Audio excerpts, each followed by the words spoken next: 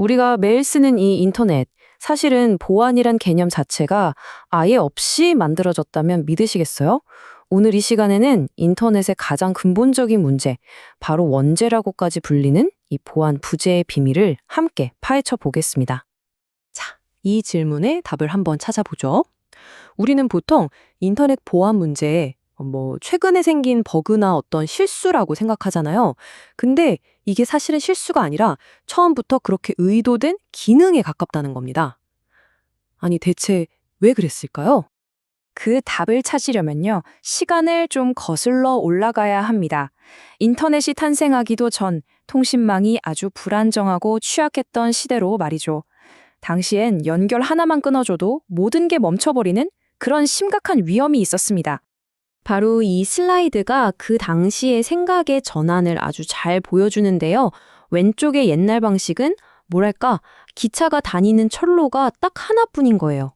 중간에 한 군데만 문제가 생겨도 그냥 모든 게 멈춰버리는 거죠. 그런데 오른쪽의 새로운 아이디어는 완전히 달랐습니다. 데이터를 아주 잘게 쪼개서 마치 소포나 패키처럼 여러 길로 나눠 보내는 방식이었어요. 훨씬 튼튼하고 안전하겠죠? 이런 취약점은 특히 냉전이 한창이던 시대에 군에게는 정말 치명적인 문제였겠죠.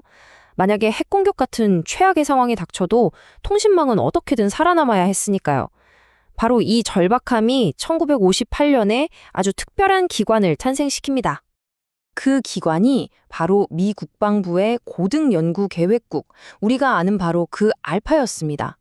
그리고 그들이 내놓은 해결책이 바로 인터넷의 할아버지 격인 아파넷, ARPNET였던 거죠. 여기 보시는 것처럼 아파넷은 1969년에 UCLA에 있던 컴퓨터 딱 한 대로 정말 조촐하게 시작했어요. 그런데 불과 4년 만에 대서양을 건너서 영국과 노르웨이까지 연결됩니다. 정말 대단하죠? 네트워크 일부가 파괴되어도 전체는 살아남는다. 이 분산형 네트워크라는 아이디어가 드디어 현실이 된 순간이었습니다. 이 문장이 당시 상황을 정말 적나라하게 보여줍니다. 인터넷 설계자들은 안전한 건물이 아니라 고속도로를 만들고 있었다. 그들의 최대 관심사는 어떻게든 교통 흐름이 끊기지 않게 하는 것이었다. 그러니까 이분들의 최우선 목표는 보안이 아니라 연결, 그 자체였던 거예요. 일단 길이 막히지만 않으면 됐지. 그 위를 어떤 차가 달리는지는 전혀 신경 쓰지 않았다는 거죠. 자, 그럼 이 아이디어는 어떻게 오늘날 우리가 아는 인터넷으로 발전했을까요? 네트워크가 점점 커지니까 서로 다른 종류의 컴퓨터들이 대화할 수 있는 공통의 언어, 그러니까 일종의 표준 규칙이 필요해진 겁니다. 그리고 바로 이해, 1983년. 이해가 정말 결정적인 순간입니다. 모든 네트워크가 하나의 언어로 통일되면서 우리가 아는 진짜 현대적인 의미의 인터넷이 탄생한 해거든요. 1983년에 미 국방부가 아주 중대한 결정을 내립니다. 아파넷에 연결된 모든 컴퓨터는 앞으로 TCP/IP라는 새로운 통신 규약, 즉 새로운 언어를 써야 한다. 이렇게 딱 못을 박은 거죠. 바로 이 결정 덕분에 특정 회사나 기계에 얽매이지 않는 진정한 의미의 네트워크들의 네트워크가 탄생할 수 있었던 겁니다. 여기서 핵심은 TCP와 IP 이 둘의 역할 분담이에요. 슬라이드를 보시면 TCP는 데이터라는 소포가 순서대로 빠짐없이 잘 도착했는지 확인하는 꼼꼼한 관리자 역할을 하고요. 반면에 IP는 그냥 주소만 보고 배달하는 집배원 역할을 하는 거죠. 그런데 중요한 건 이 집배원, 즉 IP는 소포 안에 뭐가 들었는지, 보내는 사람이 믿을 만한 사람인지는 전혀 관심이 없다는 점입니다. 그냥 배달만 하면 끝인 거예요. 그리고 이 모든 이야기가 바로 우리가 처음에 던졌던 질문, 인터넷의 원죄로 다시 이어집니다.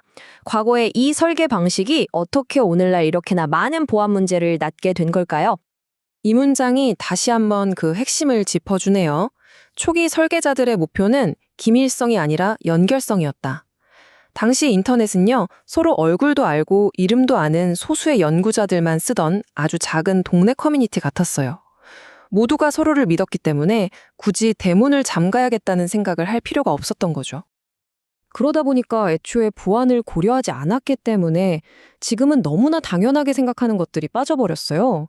예를 들면 데이터를 훔쳐보지 못하게 하는 암호화 기능, 또 접속하는 사람이 진짜 본인이 맞는지 확인하는 사용자 인증 같은 것들이요. 그냥 기본적으로 모든 게 열려 있었던 거죠. 네트워크 자체는 그냥 길만 뚫어줄 뿐 그 위에서 벌어지는 일에 대한 책임은 운전자, 즉 사용자에게 맡겨버린 구조였던 겁니다. 바로 이런 역사적인 배경 때문에 제로 트러스트라는 현대 보안 개념이 등장하게 된 겁니다. 말 그대로 아무도 믿지 말고 항상 모든 것을 검증하라는 원칙이죠. 이건 비유하자면 집을 다 쥐어놓고 수십 년이 지난 다음에야 아차, 현관문을 안 달았네 하면서 부랴부랴 자물쇠를 덧붙이는 것과 같아요. 자, 오늘 이야기의 결론은 아주 명확합니다. 인터넷의 수많은 보안 문제들은 어떤 실수가 아니라 연결이라는 가치를 최우선으로 했던 초기 설계의 어찌 보면 자연스러운 결과물이라는 거죠. 그리고 이 사실은 이제 우리 모두에게 아주 중요한 질문을 던집니다. 과거의 네트워크가 연결을 선택했다면 우리가 만들어갈 미래의 네트워크는 과연 어떤 가치를 가장 앞에 둬야 할까요?